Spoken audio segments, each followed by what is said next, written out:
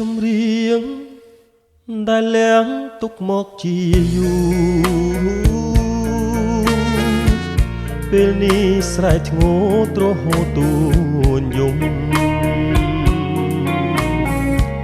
ទឹកភ្នែកមួយតក់ស្រង់ថ្លៃប្រាប់ខ្ញុំថាខ្ញុំជាតិនេះមានកម្មស្នេហាមិនគួរលាស់ចិត្តផ្លាស់ឥតប្រណី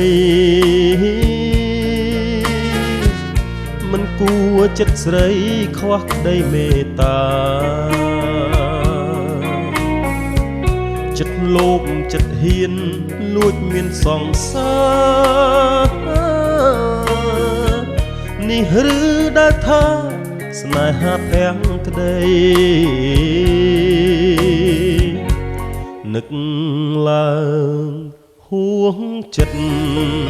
ហួងគិតមិនដល់ថា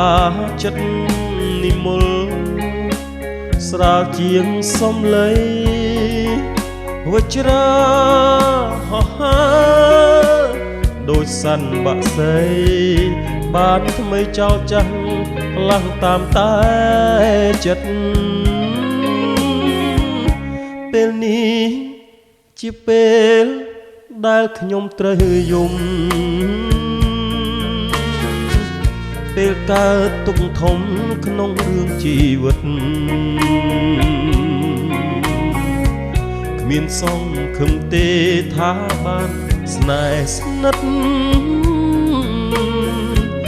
ហើយទ្រាំក្រំចិត្តតាមកម្មវាសនា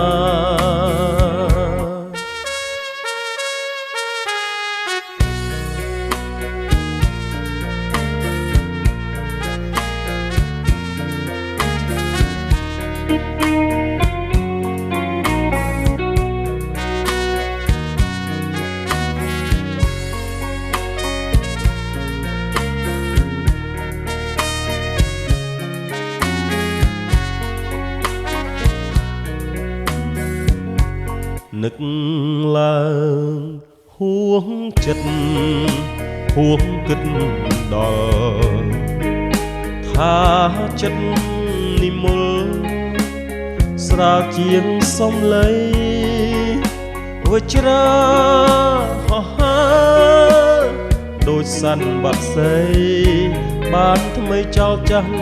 ផ្លាំងតាមតែចិត្តពេលនេះជាពេលដែលខ្ញុំត្រូវយំពេលកើតទុក្ខធំក្នុងរឿងជីវិតគ្មានសង្ឃឹមទេថាបានស្នេហ៍ស្និទ្ធហើយទ្រាំក្រំចិត្តតាមកម្មវាសនា